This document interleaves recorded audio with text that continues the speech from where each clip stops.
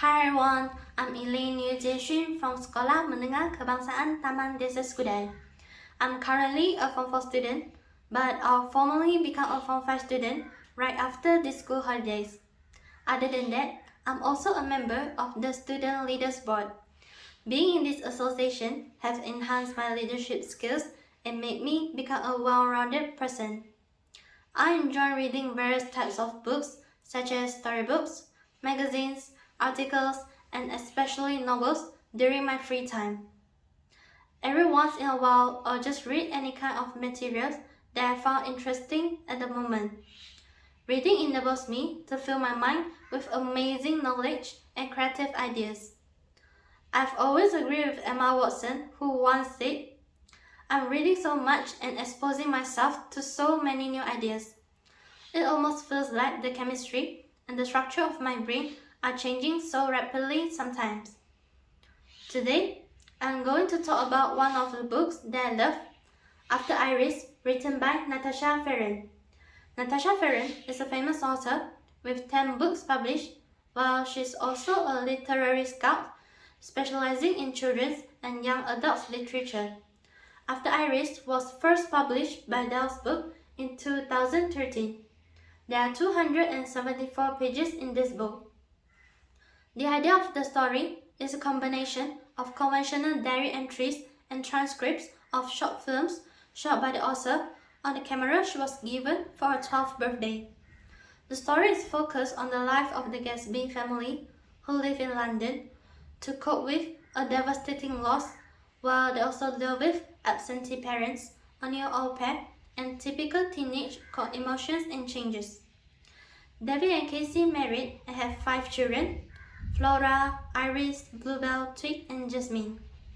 Iris and Bluebell are twin sisters. 3 years ago, Iris was hit by a florist van on the way to the park and died on Christmas Eve. Henceforward, the family has a significant change. Bluebell always feels like she was in her twin sister's shadow and thinks that she should take a part of the responsibility for Iris' death because she didn't look after her. She becomes quiet and invisible, either hiding in plain sight or behind her video camera. As David and Casey are busy with their works, they engage Zoran, a Bosnian au pair, as a babysitter to take care of their children. Then the appearance of Josh, the troublemaking boy next door, makes Bluebell's life begin to change. Josh helps Bluebell to stand up for herself in school. Bluebell have reconciled with Dodie and become happier as she have more new friends. Meanwhile, the children are dissatisfied with their parents and a lot of arguments break out in the family due to lack of communication. The family face more troubles such as the disappointment of Flora to Josh and the kids that run away from home to find their father in Warwick. After they have overcome all the troubles, David and Casey finally realize their negligence to their family. Therefore, David had resigned and become a scriptwriter, while Casey works for a smaller company and didn't need to travel around anymore. They also set up new rules for children's safety and have more quality time together. Now they have laid down their remorse over the death of Iris and move on to a better life. Through this story, I realized that the power of family is heartwarming and precious.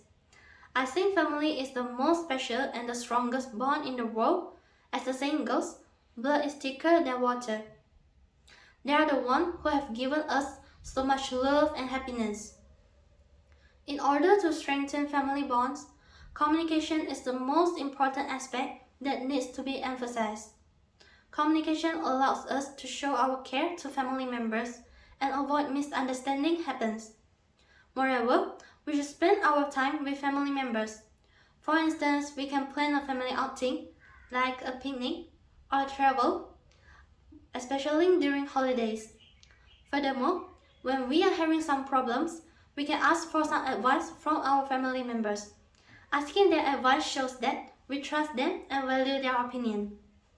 In conclusion, I would recommend this book to those who love simple but affecting contemporary stories. What can you find in this book is a mix of hilariously funny and poignantly touching. That's all from me. Thank you.